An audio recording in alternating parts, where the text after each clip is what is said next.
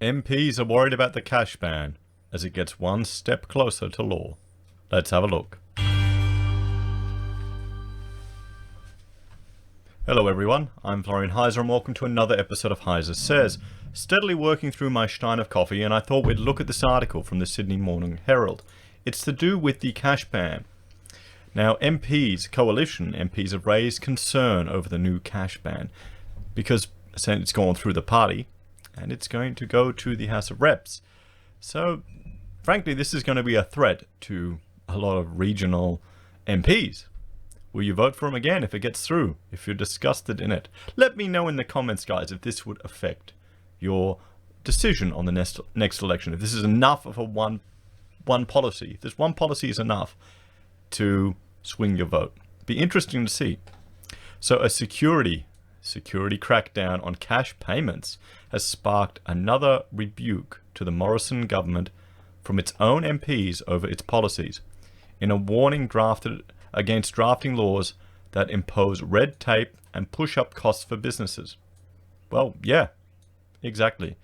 That's why the Liberals, they are not as free market as a lot of people think. They are not. They're central planners as much as Labor is, just slightly different. Two sides of the same coin. In the third criticism of its kind in the space of a week, Liberal and National MPs spoke out against plans to forbid cash payments of $10,000 or more in order to force the use of electronic transactions or checks. Checks. Wow. Thumbs up if you still have a checkbook. Thumbs up if you don't know what one is. I can't remember the last time I wrote a check. I remember I've cashed a few checks. Well, a lot of builders use them. There's nothing wrong with that. At Thursday's Coalition Party Room meeting, Assistant Treasurer Michael Sukkar had to overcome objections from MPs Russell Broadbent, Barnaby Joyce, George Christensen and Patrick Conaghan to the government's intervention. The concerns came as another government MP, Tony Passon, criticised colleagues who revealed the internal debate over policy to The Age and the Sydney Morning Herald. Well, okay, why would you be critical of that?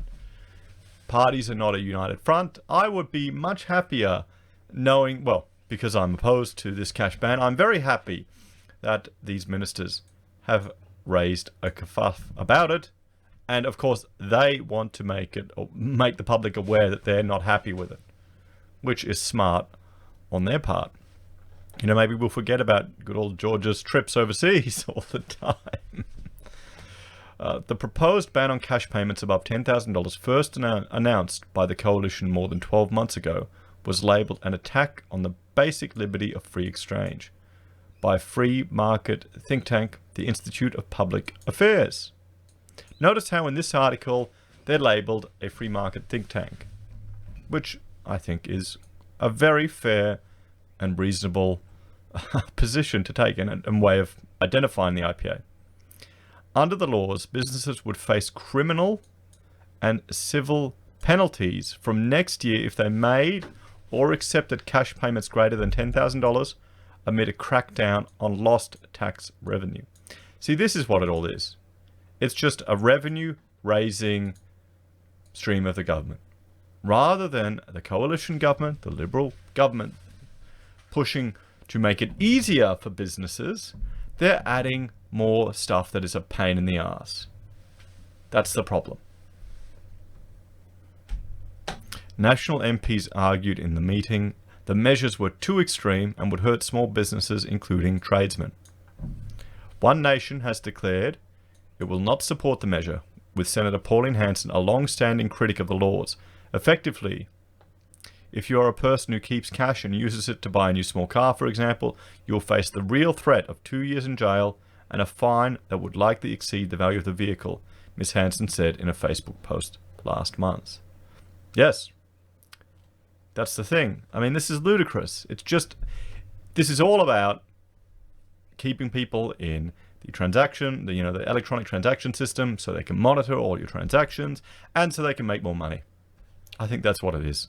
I think it's a short-sighted grab of making more money and it has the unintended consequences, well, from the coalition members that are supporting it. I would hope they're not stupid enough to be voting for this and thinking that negative interest rates and this advanced IMF theoretical monetary policy would be a good thing. I would really hope that. I'd hope it. I don't know. Maybe I'm naive, but I lean towards naivety and incompetence than malice. That's just how I keep going through the days. We do what we need to do. That and 1.5 liters of coffee. But the group of MPs, some of whom also raised concerns over the government's big stick legislation to break up big energy companies on Monday, will reluctantly support the legislation because it was taken to the May 18 election. Now, I want to look at this in another video about the legislation to break up energy companies. One thing that you need to consider, everyone's going, oh, privatizing the grid, that's why power's gone up. When the grid was privatized, there was no talk of government mandated or state required sustainable power. There's no talk of that back then. And progressively, that started to come in, and that became a requirement. So that's why I think the public are generally a little bit naive in what's going on and why power prices are going up. South Australia just introduced a cap on the amount of power you can sell back to the grid because of all of the issues that's happening. So yeah, it's more complicated than people think. And frankly, I think the government's meddling in it in the past has just stuffed it up. So of course, more government meddling in it will stuff it up even more. So the passage of the bill through the party room and its likely introduction to Parliament this week comes while Treasury is yet to release submissions to its consultation on the changes over the past 3 months. Well, yes, let's jump here right now and we'll press refresh. I've been going back here every day to check submissions because I'd want to do a video on it and go through them. I can't find them. Come on, Treasury, you need to help me create content for my channel. What are you doing? What are you doing? See? Lazy. So, what was the whole process then if Treasury aren't releasing it? The idea dates back to last year's federal budget and is aimed at clamping down on the black economy by shifting big cash transactions online so they are easier to track, helping the Australian Taxation Office. I mean, there you go. There you go. Maybe the ATO needs to look at some of the internal issues they have. How they're handling with whistleblowers. Just some of the shocking things that are going on there, rather than chasing people up for cash transactions.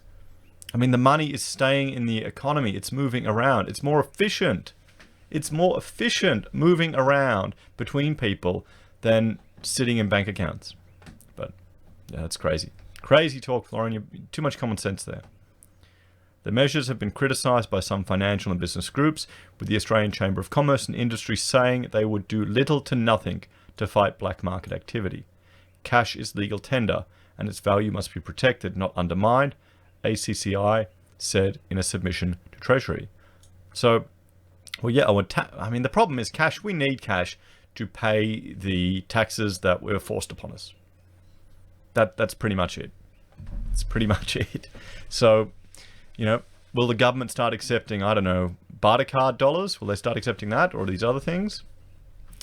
Accounting body CPA Australia has called for the legislation to be withdrawn, saying linking criminal activity to large cash transactions was a step too far. Yes, it is. Good on you, CPA. CPA Australia Head of Policy and Advocacy, Dr. Gary Flugrath. Sorry, Gary. Dr. Gary P. said the legislation attempted to deal with a symptom, not the cause of the black economy. While the use of cash in a large transaction may be an indicator of risk, it does not prove by itself that the behaviour is criminal, says Dr. P in a submission to Treasury. If someone could tell me in the comments how to pronounce his name. Sorry, Gary. Apologies. But you made a very good point. You know? It's the old where there's smoke, there's fire fallacy. People think, oh no, it's a big cash transaction. It must be criminal because criminals only use cash. Sure. Cash is legal tender and its value must be protected, not undermined. But the Council of Small Business Owners of Australia has backed the changes on the grounds that people should not be carrying around $10,000 in cash. What the hell? What the hell? Council of Small Business Owners of Australia. Well, there you go. There's an organisation that's against people's freedoms. It's dangerous. It costs money to keep it. What do you mean it costs money to keep it? It doesn't cost any money to keep it. How does it cost money to keep it? Someone tell me. You've got to hide it. Whoop-de-doo, guys. Whoop-de-doo. How does it cost money to keep it? Okay? Someone explain to me. If you're storing it in a safe deposit box, what if you bury it in the garden? You know? How many people breaking into houses are systematically looking for stuff? It's usually people who want crap to sell, flog real quick, booze for drugs. Every time we've been broken into, they've stolen stuff that's they can hawk real quick. Or cash. That's it. The controversial energy company... What? Divestiture laws, which conservatives slammed as a draconian plan that breaches Liberal Party philosophy, while endorsed by the coalition party room on Tuesday without any further dissent. Oh, the controversial energy... We're talking about the energy company laws again for some reason. The support came in spite of strong criticism from businesses and energy groups that the laws would deter much-needed investment in the energy sector. Well, yes. Yeah, it will. And that's just come through. Business Council of Australia Chief Executive Jennifer Westcott said the laws, which would give the federal court the power to break up companies that price gouge, would not reduce energy prices. We still oppose them. We still believe all the risks exist, she said. The Federal Energy Minister Angus Taylor said the laws would deliver on an elected commitment to take action in the energy sector, get prices down and keep supply in the market. The government is sending a clear signal to industry about what the Australian community expects, he said. Okay, so that's going to be interesting. We'll see if it has the effects, particularly from energy. I wonder how this will affect the election likelihood or support of these members of parliament. What do you think? Is it going to change your vote?